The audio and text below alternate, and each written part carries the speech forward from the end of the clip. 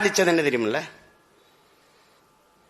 கட்சியை திராவிடம் ஆரம்பிச்ச உடனே இவனுக்கு என்னன்னா, ஒரு ஆகச்சிறந்த மொழியை வச்சிருக்கான் அவன். இந்த தமிழ் பயிலுக உலகத்தின் மிகச்சிறந்த மொழி, மூத்த மொழியை வச்சிருக்கான். ஆகச்சிறந்த இலக்கிய வளமை கொண்ட செறிவு கொண்ட ஒரு மொழியை வச்சிருக்கான். அது அறிவு களஞ்சியமா இருக்கு, பொக்கிஷமா இருக்கு. அது 2000 ஆண்டுகளுக்கு முன்பு எந்த கொம்பனாலும் குறை சொல்ல முடியாத ஒரு மானுட நன்னறியை வள்ளுவன் ஒருத்தன் எழுதியிருக்கான். எந்த பிழையுமே சொல்ல முடியலையே.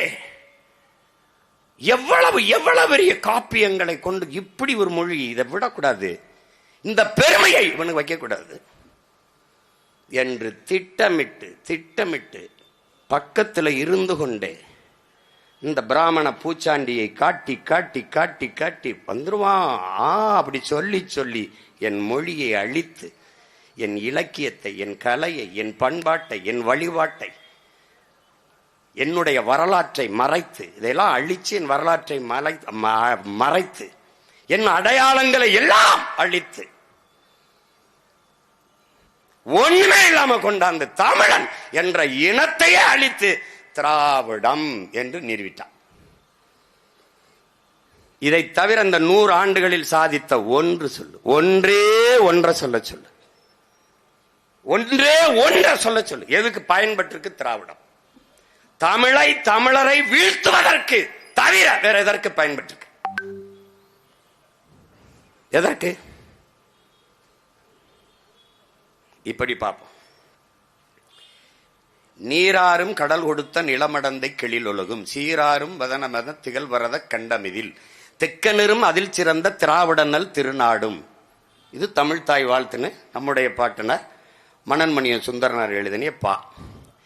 இந்த திராவிடனல் தெக்கணமும் அதில் சிறந்த திராவிடனல் திருநாடு, அந்த திராவிடத்தை எடுத்துக்கிட்டான். இது யார் கொண்டு வரா? Caldwell Pope. கால்டுவெல் எங்க எடுக்கிறாரு? மனுஸ்மிருதியிலிருந்து.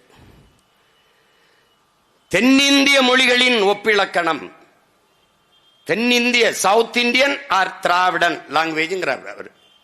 தமிழிலிருந்து பிறந்த மொழிகள் கன்னடம், துளு, இதெல்லாம், இந்த மலையாளம், இந்த மொழிகளுக்கு சவுத் இந்தியன் லாங்குவேஜ் அல்ல தென்னிந்திய மொழிகள் அப்படின்னு ஒரு ஒப்பிலக்கம் கால்டுவெல் போப் எழுதுறாரு. மதம் பரப்ப ஒரு அருள் தந்தை எழுதுறாரு. அந்த திராவிடம் என்றதை வச்சிட்டதுனால இந்த கால்டுவெல் போப்ப கெட்டியா பிடிச்சுக்கிட்டான் திராவிடன். பாரதிய பேசினா அவன் பாப்பான்.